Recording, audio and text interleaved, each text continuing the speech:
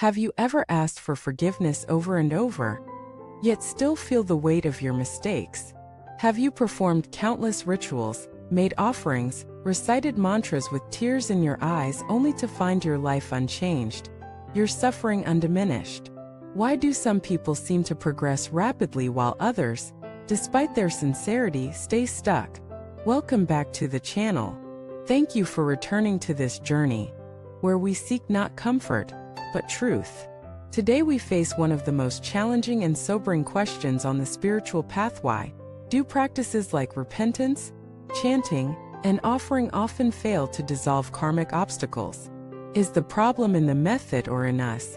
Let us begin by acknowledging something few want to admit: spiritual practices, even powerful ones, can become hollow routines if not done with genuine transformation.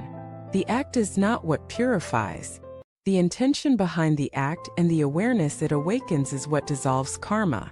You can light 1,000 incense sticks and still carry hatred. You can bow every morning and still judge others. You can chant the name of the Buddha and still cling to control. And when that happens, the outer practice becomes a mask that hides the deeper work, the radical honesty and inner shift required to truly purify karma. There is a story of a man who visited a temple daily, bringing fresh flowers and expensive offerings.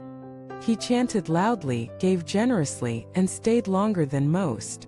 But his life remained chaotic. His relationships were strained. His health declined.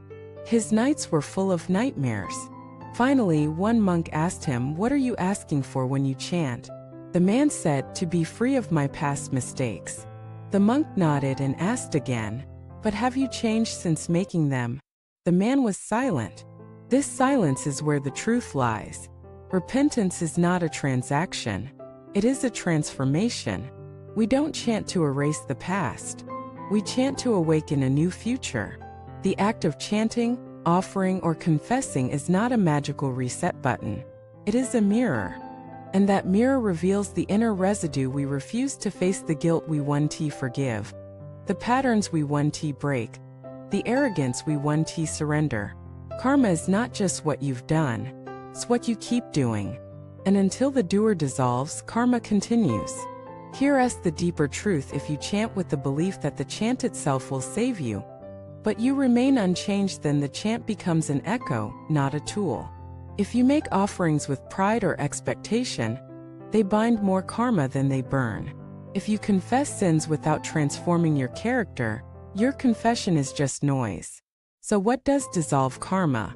Awareness, accountability, inner surrender. Let us break this down. When you are truly aware, you stop repeating mistakes not from fear of punishment, but from clarity. You no longer want to hurt others, not because you want good karma, but because you see their suffering as your own. When you take accountability, you stop blaming your past, your parents, your enemies, your fate. You look in the mirror and say, "This is mine, and I'm ready to grow from it." When you surrender, you stop negotiating with the universe. You stop saying, "I'll give this offering, now fix my life." You say instead, "I give this not to change the outside but to change me." That's when the doors open. That's when the chants begin to vibrate in your soul, not just your throat. That's when the offerings become light, not payment. That's when repentance becomes liberation, not obligation. Let us get even more honest. Many people chant with resentment. They say, "I've done everything right, why am I still suffering?" But suffering doesn't always mean you're doing something wrong. Sometimes, suffering is the burning away of the false self. It's the purification of layers you didn't even know you were holding. There's a saying in the sutras, "The deeper the karma, the hotter the fire." So if your life feels intense, it might mean the path is working, not failing.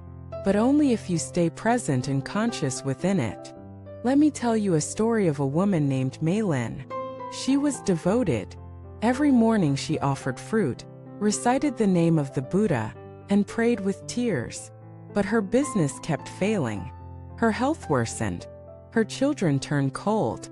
She begged her teacher, "Why is my life like this?" He replied, "Because you pray with fear, not with love." He continued, "You want to be saved, But you Haven T met yourself. This broke her. That night, she sat in silence, not chanting, not pleading, just feeling. She felt the shame she had ignored, the anger she buried, the pride in her sacrifices, the entitlement in her generosity. She wept for hours. And in that release, she felt something new, not relief, but realness. From that day forward, her practice changed. Her chants were softer but deeper. Her offerings were humbler. Her prayers no longer asked for escape but for understanding. And her life began to shift, not because karma disappeared, but because she did. Her ego loosened. Her heart opened. And that changed everything. This is what real practice looks like. So if you've been praying, chanting, offering, confessing, and still feel stuck, pause. Ask not, what more should I do? Ask, what Haven T I faced? Ask, am I still bargaining? Still hiding? Still clinging? Because karma doesn't respond to performance. It responds to presence. It responds to authenticity. If you cry during your chant, let it be from surrender, not frustration. If you offer a candle, let it be a symbol of your willingness to burn away illusion. If you confess, do it not to avoid punishment but to melt into truth. Then, and only then, does the karma begin to dissolve. Not because the chant has magic, because you became sincere. Thank you for joining me on this deep dive. If this message stirred something in you, take a moment to reflect. Share below what part resonated most. Let us walk together in truth, not ritual. In freedom, not fear. Like, subscribe, and stay present. Until next time, may your prayers be honest, your offerings pure, and your repentance real. Thank you for watching this video.